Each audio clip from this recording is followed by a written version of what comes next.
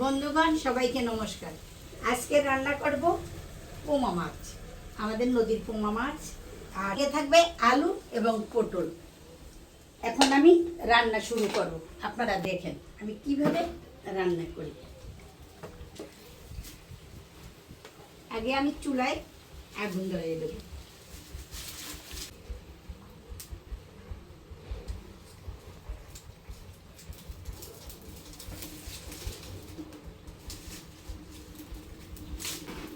কড়াইটা চুলোর উপর দিয়ে দেব।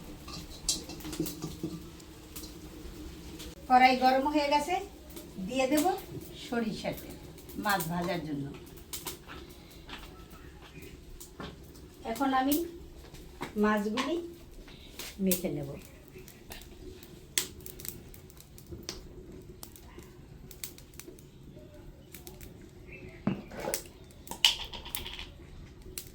দিয়ে লবণ,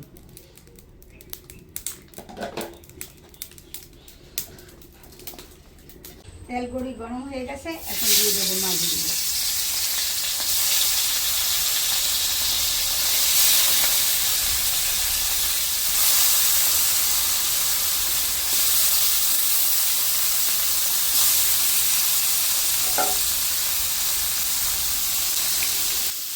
মাছগুলি এখন উল্টে দেবো।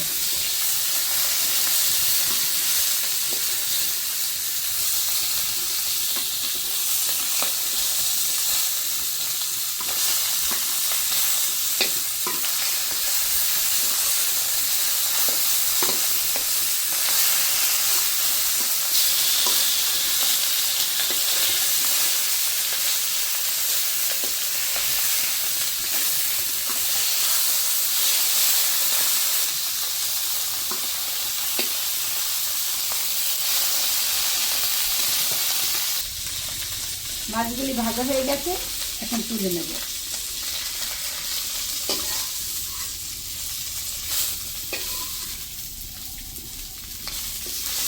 মাছগুলি খুব সুন্দর করে ভেজে নিয়েছি। এখন মাছ রান্না করার জন্য আবার একটু দিলাম সরিষার তেল।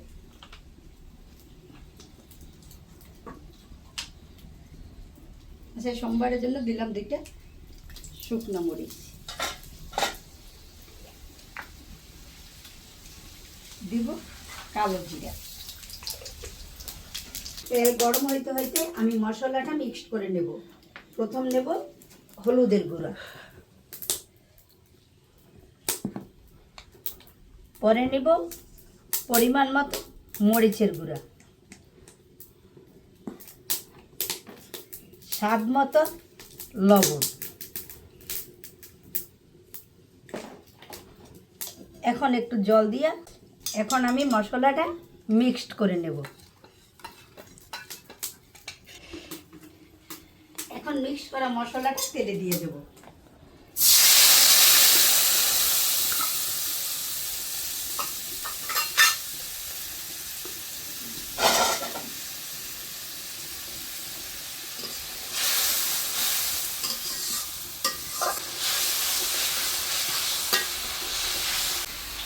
মশলাটা কষানো হয়ে গেছে, এখন এর ভিতরে আমি আলু এবং পটলটা একটু কষাইয়ে নেব।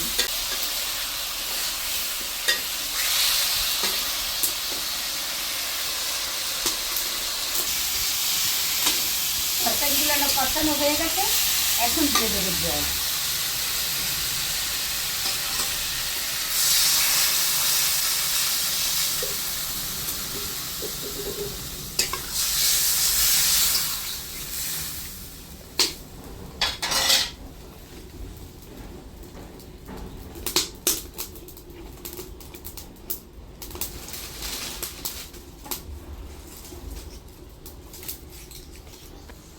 এখন একটু ঢাকনাটা দিয়ে দেব, ঢাকনাটা দিয়ে ঢেকে দেব। আস্তে আস্তে জাল হোক, তরকারিটা সিদ্ধ হোক, পরে মাছটা দিয়ে দেব। এখন ঢাকনাটা তুলে নেব। আলু আর পটল সিদ্ধ হয়ে গেছে, এখন মাছগুলি দিয়ে দেব।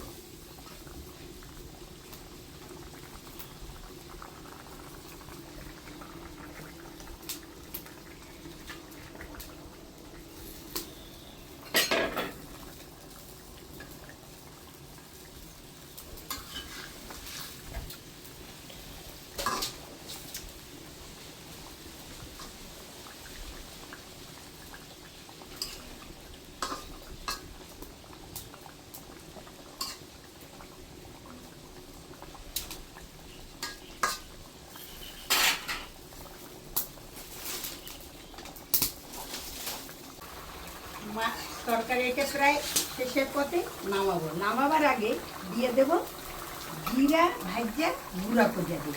তার কারণ হয়েছে এই জিরাটা নামাবার আগে দিলে তরকারিতে একটা স্বাদ লাগে আলাদা।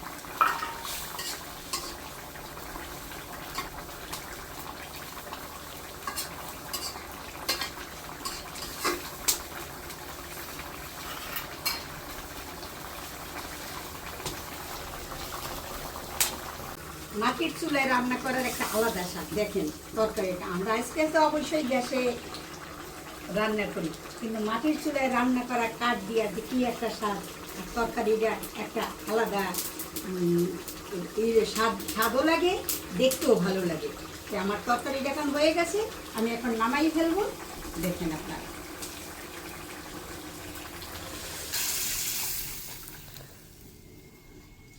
একেবারে খুব কম মশলা দিয়ে তরকারি রান্না, কারণ এই যে পুমা মাছটা এতে বেশি মশলা দিলে এতে স্বাদ লাগে না, তাই হালকা রসা হালকা মাছ হালকা মশলা দিয়ে রান্না করছি।